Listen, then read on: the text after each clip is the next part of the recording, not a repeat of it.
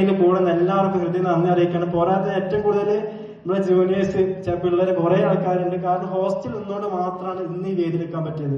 ഞാനിപ്പോ ഹോസ്റ്റലിൽ നിന്നാൽ വേറെ പുറത്തേക്ക് വെക്കുകയാണെങ്കിൽ എനിക്ക് ഇന്ന് വേദി കിട്ടില്ലായിരുന്നു. അതിന് ഈ ഹോസ്റ്റലിൽ നിന്ന് കൂടെ നിന്നിട്ട് നമ്മളെ ചേർത്ത് വിളിച്ചു. കാരണം ഞങ്ങൾ 7 ആൾക്കാരുള്ളൂ, ബാക്കി മൊത്തം ആൾക്കാരും second year, third year, first year സ്റ്റുഡൻസാണ്. പക്ഷെ നമുക്ക് ഹോസ്റ്റൽ അങ്ങനത്തെ ഒരു പ്രശ്ന കാര്യങ്ങൾ ഉണ്ടായിട്ട് ത്രൂഔട്ട് ജേണിയില് ഹോസ്റ്റൽ നമ്മൾ ഈ 5 വർഷക്കാലത്ത് ഹോസ്റ്റലിൽ ഓരോ പിള്ളേരും നമ്മുടെ കൂടെ നിന്ന് ചാമേലി, ഹാരി, സൂരജ്, ആദ്യം അങ്ങനെ എല്ലാവരും ഓരോ പേര് തന്നെ ഓരോ ആൾക്കാരുണ്ട്.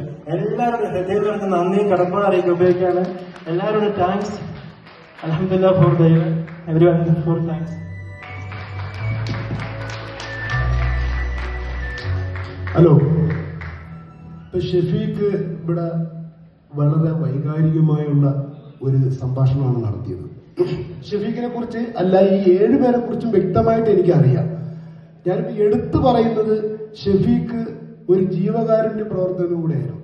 കഴിഞ്ഞ പ്രാവശ്യം അവിടെ വെള്ളപ്പൊക്കം ഉണ്ടായ സമയത്ത് ഞാൻ നിരന്തരം ഷെഫീഖുമായിട്ട് ബന്ധപ്പെട്ടിരുന്നു. ഒരൊറ്റ ദിവസം പോലും ഷെഫീഖ് വീട്ടിലില്ല. ഷെഫീഖ് മരണത്തിന്റെ പിന്നാലെയും ആ ബോഡി പരിപാലിക്കുന്നതിന്റെ പിന്നാലെയും പള്ളിയിലും കബറ് വെട്ടാനും അതിന്റെ പിന്നാലെയാണ്. അപ്പൊ ഞാൻ ഒരുപാട് ഷെഫീഖിനെ കുറിച്ച് പഠിച്ചു. ഷെഫീഖിനെ കുറിച്ച് മാത്രമല്ല, നിങ്ങൾ എല്ലാവരെയും നമ്മൾ ഈ പോകുന്ന 7 പേരെയും ഞാൻ പഠിച്ചിട്ടുള്ളതാണ്. അതിൽ ആരും മോശക്കാരല്ല. പക്ഷെ ഞാൻ ഈ സദസ്സില് ഇപ്പൊ ഷെഫീഖിന് പ്രത്യേകിച്ച് ഒരു ഓഫർ കൊടുക്കുകയാണ്. വയനാടുകാർക്ക് ഞാനൊരു ഓഫർ കൊടുക്കുകയാണ്. ഷെഫീഖിന്റെ കുടുംബത്തിന് ഞാനൊരു ഓഫർ കൊടുക്കുകയാണ്. അതായത് ഷെഫീഖ് ഒരു ക്ലിനിക്ക് തുടങ്ങുകയാണെങ്കിൽ അതിന് വേണ്ടുന്ന എല്ലാ സഹായങ്ങളും ഞാൻ വാഗ്ദാനം ചെയ്യുന്നു. A+ന്റെ രീതിയിൽ ഞാൻ വാഗ്ദാനം ചെയ്യുന്നു. കാരണം ഇവര് 7 പേരിൽ ആരായാലും എവിടെ സ്വന്തമായിട്ട് ഇത് തുടങ്ങിയാലും അല്ലെങ്കിൽ അവർ വീട്ടിൽ ഇരുന്ന് പ്രാക്ടീസ് ചെയ്താൽ പോലും 10 പേര് അവരുടെ അടുത്ത് വരുമ്പോൾ അവരുടെ മാനസികാവസ്ഥ മനസ്സിലാക്കാൻ കഴിവുള്ള മക്കളാണ് അവര്.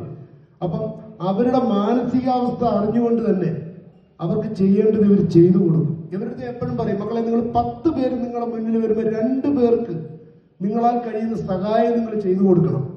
അവർ ചിലപ്പോൾ വണ്ടിക്കൂലിക്ക് പൈസ കാണത്തില്ല. നമ്മുടെ നാട്ടിലെ അവസ്ഥകൾ ഇപ്പോൾ നിങ്ങൾക്ക് അറിയാലോ, മെഡിസിൻ വാങ്ങാൻ പൈസ കാണത്തില്ല. അപ്പൊ അത് നിങ്ങൾ പരിഹരിച്ച് തന്നെ നിങ്ങൾ പോകണം എന്ന് ഞാൻ എപ്പോഴും ഇവരുടെ അടുത്ത് പറയുന്നുണ്ട്. ഈ ഇരിക്കുന്ന എല്ലാ മക്കളുടെ അടുത്തും എനിക്ക് അതാണ് പറയാനുള്ളത്. Okay, all the best.